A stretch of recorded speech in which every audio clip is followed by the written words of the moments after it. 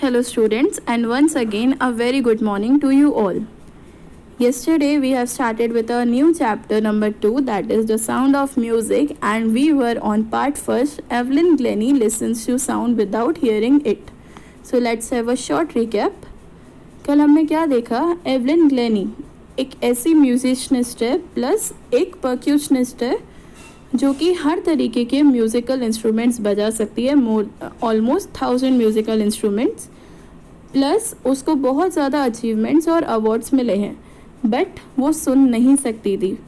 From the age of 8 years उसकी mother को ये रिकॉग्नाइज हो गया था कि उसकी बेटी नहीं सुन सकती है, एंड जब उन लोगों ने स्पेशलिस्ट से कंसर्न किया तो स्पेशलिस्ट ने यही बोला कि उसको किसी एक ऐसे स्कूल में डाल देना चाहिए जहाँ पर कि डेफ पर्सन्स रहते हैं या फिर स्टूडेंट्स रहते हैं।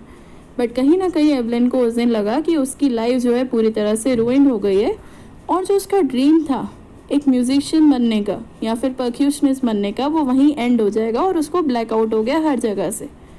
बट देन ऑल्सो उसका पोटेंशियल इतना हाई था कि उसने हार नहीं मानी एंड उसने कंटिन्यूसली ट्राई करा, म्यूज़िक को अपनी लाइफ बनाया, एंड उसने डिसाइड कर लिया कि वो कुछ और नहीं करेगी लाइफ में। अगर उसको म्यूजिशनिस्ट बनना है तो वही बनेगी। एंड एनी हाउ उसने अपना डिटर्मिनेशन जो है उसको कंटिन्यू रखा और बहुत ज़्यादा हार्ड वर्क किया।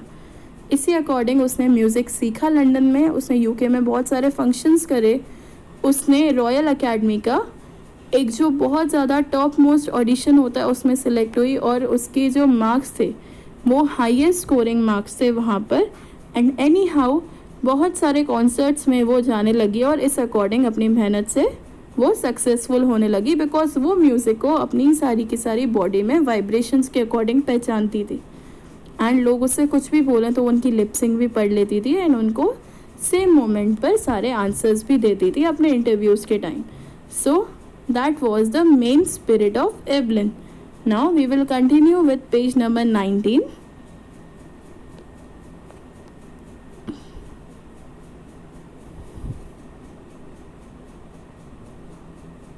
Not just watching the lips, it's the whole face, especially the eyes. She speaks flawlessly with a Scottish lilt.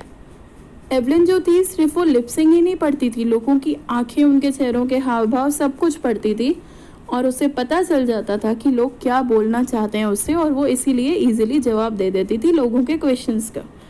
और वो बिल्कुल फ्लॉलेसली, मतलब बिना रुके, अपनी सारी की सारी स्कॉटिश लैंग्वेज को बोल देती थी क्लियरली। लिल्ट होता है एक लैंग्वेज जो कि आप पर्टिकुलरली बोलते हो जिसमें आप बिल्कुल भी ना अटको। My speech is clear because I could hear till I was 11. Evelyn ने ये बोला कहीं ना कहीं थोड़ा सा ही सही, लेकिन वो अपने 11 ईयर्स ऑफ एज तक काफ़ी कुछ सुन सकती थी, इसीलिए उसने स्कॉटिश लैंग्वेज अच्छे से लर्न भी कर ली थी अपने टाइम पर, और उसकी सारी स्पीच या फिर जो लिल्ट है वो इसीलिए क्लियर रहता है और वो कभी भी नहीं अटकती। But that doesn't explain how she manage to learn French and master basic Japanese. But ये चीज़ बाद में एक्सप्लेन नहीं कर पाएगा कोई भी कि 11 ईयर्स तक तो चलो उसने स्कॉटिश लर्न कर ली एनी हाउ इन स्कूल या फिर फैमिली में, बट उसने जनरल फ्रेंच और जापानीज़ लैंग्वेज को भी लर्न करा था, और लोगों के साथ वो इन दोनों लैंग्वेजेस के भी इंटरव्यूज़ देती थी जो कि फ्लॉलेस होते थे।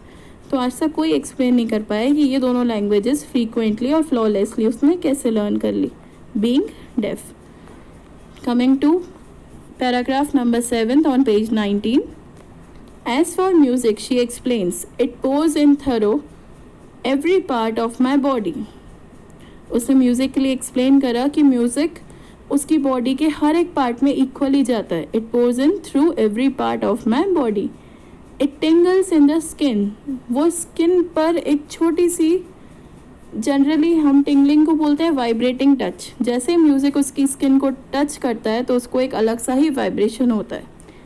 माई चीक बोन्स, और वो टिंगलिंग जो इम्पैक्ट होता है वाइब्रेशंस का, पहले उसकी स्किन को छूता है, फिर उसके चीक बोन्स को, और तब जाकर उसके हर एक बाल को भी छूता है, उसके हेयर को भी, और तब जाकर वो म्यूज़िक को महसूस करती है, उसके सेंसेस को महसूस करती है. When she plays the xylophone, she can sense the sound passing of the stick into her fingertips. और जब वो xylophone बजाती है तो उसको ऐसा लगता है उसमें से जो साउंड निकल रहा है वो उसकी हर एक उंगली के टॉप पर उसको छू रहा है, फिंगर टिप्स को. By leaning against the drums, she can feel the resonance flowing into her body. और जब वो ड्रम बजाती है तो उसको ऐसा लगता है जैसे ही उसने ड्रम को बजाया है, उससे थोड़ा सा भी दूर उसका हाथ उठा तो एट द सेम टाइम वो ड्रम के सारे एकोज जो होते हैं, जो गूंज होती है, उनको बहुत ईजिली महसूस कर सकती है. On a wooden platform, she removes her shoes so that the vibrations pass through her bare feet and up her legs. उसने स्टार्टिंग में बोला था जब रॉन फोर्ब्स ने उसको म्यूज़िक सिखाया था तो जो भी लोअर नोट्स होते थे म्यूज़िक के वो अपने वेस्ट डाउन पर सारे के सारे महसूस करती थी. इसीलिए इसका सबसे बड़ा रीज़न है कि वो कभी भी किसी वुडन प्लेटफॉर्म पर अगर जाती थी म्यूज़िक के लिए, चाहे वो अपनी प्रैक्टिस करे या फिर किसी कॉन्सर्ट पर जाए, तो वो हर बार अपने शूज़ को उतार कर जाती थी ताकि वो वाइब्रेशन डायरेक्टली उसके फीट से लेकर उसके लेग्स तक पूरे के पूरे आए और वो अपने सारे के सारे म्यूज़िक को महसूस करे कि उसने क्या गाया उस दिन. Coming to page number 20 on paragraph number 8. Not surprisingly, Evelyn delights her audiences. In 1991, she was presented with the Royal Philharmonic Society's prestigious Soloist of the Year Award. 1991 में एवलिन ने सारे के सारे ऑडियंस को खुश करा और जहाँ पर उसका बेसिक परफॉर्मेंस था, जो कि सोलो परफॉर्मेंस था, वहाँ पर उसको वहाँ का फेमस अवार्ड भी मिला. Says master percussionist James Blades, God may have taken her hearing, but he has given her back something extraordinary. What we hear, she feels far more deeply than any of us. That is why she expresses music so beautifully. तब वहाँ पर जो एक famous परक्यूशनिस्ट थे James blades, उन्होंने ये बोला कि ठीक है, गॉड ने भले ही उसकी हियरिंग कैपेसिटी को छीन लिया उससे, लेकिन उसने जो नॉर्मल ह्यूमन बींग्स हैं, जो म्यूजिशियंस हैं या फिर जो भी परक्यूशनिस्ट हैं, उनसे कहीं ज़्यादा इसको वापस लौटाया. तब जाकर ही ये लड़की एक्स्ट्राऑर्डिनरी बनी है, क्योंकि जो चीज़ हम सुनते हैं और सुनने के बाद बजाते हैं वो सिर्फ महसूस करके, फील करके हमसे बहुत ज़्यादा डीपली फील कर पाती है उस चीज़ को और बिना सुने बजा सकती है. और वो म्यूज़िक को इतनी ज़्यादा ब्यूटीफुली इसीलिए एक्सप्रेस कर पाती है क्योंकि उसका हर एक बॉडी पार्ट उसको एक्सप्रेस करने के लिए लायबल होता है. Evelyn confesses that she is something of a workaholic. Evelyn इस चीज़ को मानती थी कि कहीं ना कहीं कोई गॉड की गिफ्ट होगी एक्स्ट्राऑर्डिनरी, या फिर सेकंड रीज़न होगा उसका वर्कहॉलिक, जो कि अपने काम को लेकर इतना डेडिकेटेड हो जाता है कि कभी भी अपने काम को नहीं छोड़ता है, उसको काम का नशा हो जाता है. I have just got to work, often harder than classical musicians. But the rewards are enormous. उसने ये बोला वो इतनी ज़्यादा वर्कहॉलिक है कि उसको नॉर्मल जो कि क्लासिकल म्यूजिशियंस होते हैं उनसे भी ज़्यादा काम करने की आदत है, और उसका सबसे बड़ा रिवॉर्ड यही है कि वो मल्टीपल कॉन्सर्ट्स पर जाकर बजा सकती है, जो कि उसका ड्रीम था. Apart from the regular concerts, Evelyn also gives free concerts in prisons and hospitals. वो रेगुलर कॉन्सर्ट्स तो अटेंड करती ही थी, पर वो फ्री सर्विसेज भी देती थी अपने कॉन्सर्ट्स की. वो प्रिजन में जाकर लोगों के लिए म्यूज़िक बजाती थी, गाती थी, प्लस हॉस्पिटल्स में भी. She also gives high priority to classes for young musicians. और कहीं ना कहीं वो सबसे ज़्यादा हाई प्रायोरिटी, अपना हायर टाइम उन लोगों को देती थी जो कि यंग म्यूजिशियंस हैं और म्यूज़िक को सीखना चाहते हैं, तो वो उनकी भी क्लासेस अटेंड करती थी, मीन्स उनको सिखाती थी. Anne Richlin of the Beethoven Fund for Deaf Children says she is a shining inspiration for deaf children. They see that there is nowhere that they cannot go. Anne Richlin कौन थे?